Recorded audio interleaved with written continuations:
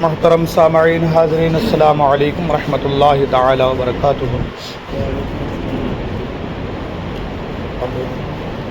سبھی حضرات قریب آ کر بیٹھ جائیں اور آقا کریم صلی اللہ تعالی علیہ وسلم کی بارگاہ میں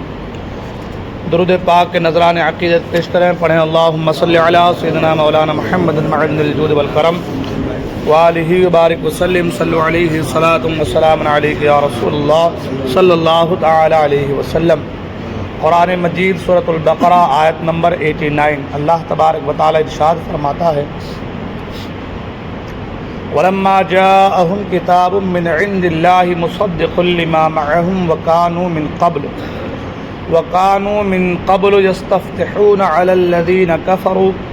فَلَمَّا جَاءَهُم مَّا عَرَفُوا كَفَرُوا بِهِ فَلَعْنَةُ اللَّهِ عَلَى الْكَافِرِينَ۔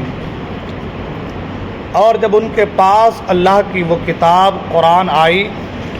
جو ان کے ساتھ والی کتاب توریت کی تصدیق فرماتی ہے، اور اس سے پہلے وہ اسی نبی کے وسیلے سے کافروں پر فتح مانگتے تھے،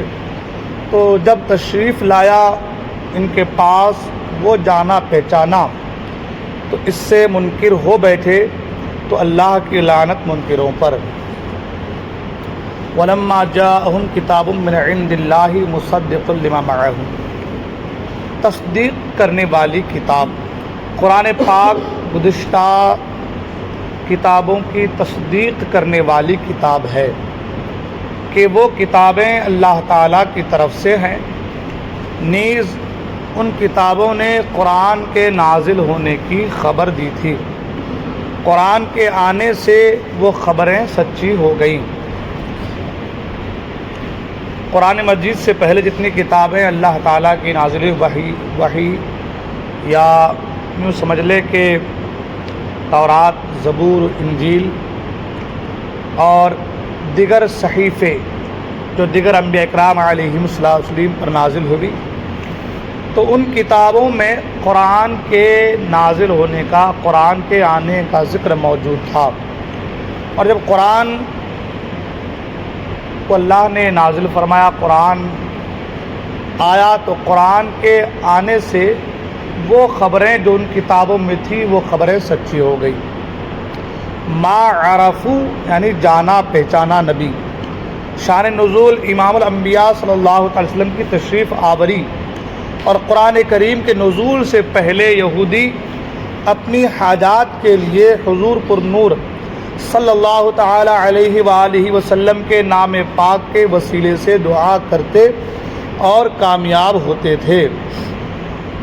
اور اس طریقے سے دعا کرتے تھے: اللہم افتح علینا وانصرنا بالنبی الامی، یا رب ہمیں نبی امی کے صدقہ میں فتح و نصرت عطا فرما۔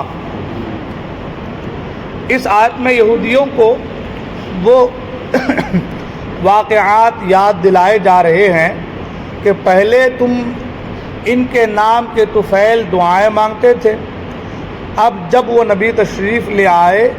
تو تم ان کے منکر ہو گئے۔ یعنی حضور اکرم صلی اللہ علیہ وسلم کے دنیا میں آنے سے پہلے، تشریف آوری سے پہلے، یہ لوگ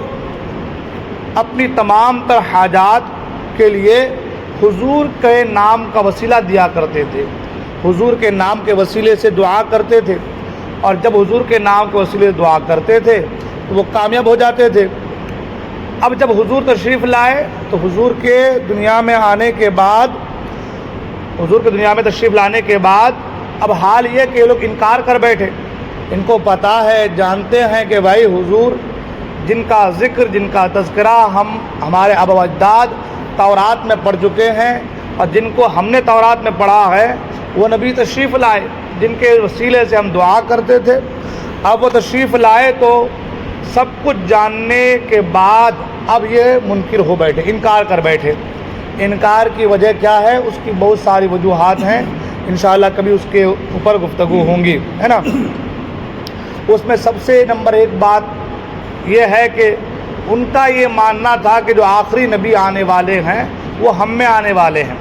مگر وہ آئے عرب میں تو حسد کی آگ نے ان کو سب کو جلا دیا۔ حسد میں اتنا مبتلا ہو گئے کہ وہ نبی کا ہی انکار کر بیٹھے، معاذ اللہ، ہے نا۔ اس سے یہ معلوم ہوا کہ دنیا میں تشریف آوری سے پہلے ہی حضور اکرم صلی اللہ علیہ وسلم کے توسل سے، وسیلے سے دعائیں مانگی جاتی تھیں، اور حضور اقدس صلی اللہ علیہ وسلم کے وسیلے سے پہلے ہی مخلوق کی حاجت روائی ہوتی تھی۔ یہ سلسلہ آپ صلی اللہ علیہ وسلم کی تشریف آوری کے بعد حیات ظاہری میں بھی جاری رہا کہ صحابہ اکرام رضی اللہ تعالیٰ عنہم آپ صلی اللہ علیہ وسلم کے وسیلے سے دعائیں مانگتے تھے، بلکہ اپنے وسیلے سے دعا مانگنے کی تعلیم خود حضور اکرم صلی اللہ تعالی وسلم نے اپنے صحابہ اکرام رضی اللہ تعالیٰ عنہ کو دی، اور آپ صلی اللہ تعالی وسلم کے وصال ظاہری کے بعد بھی صحابہ اکرام رضی اللہ تعالیٰ عنہ کا یہ معمول رہا، اور سلف و صالحین کا یہ طریقہ رہا، تب سے اب تک وہ طریقہ جاری ہے، اور انشاءاللہ ہمیشہ جاری رہے گا۔ اعلیٰ حضرت امام احمد اللہ فاضل بریلوی فرماتے ہیں کہ وہ جہنم میں گیا جو ان سے مستغنی ہوا، ہے خلیل اللہ کو حاجت رسول اللہ کی۔ تو قرآن مجید کی اس آیت سے معلوم یہ ہوا کہ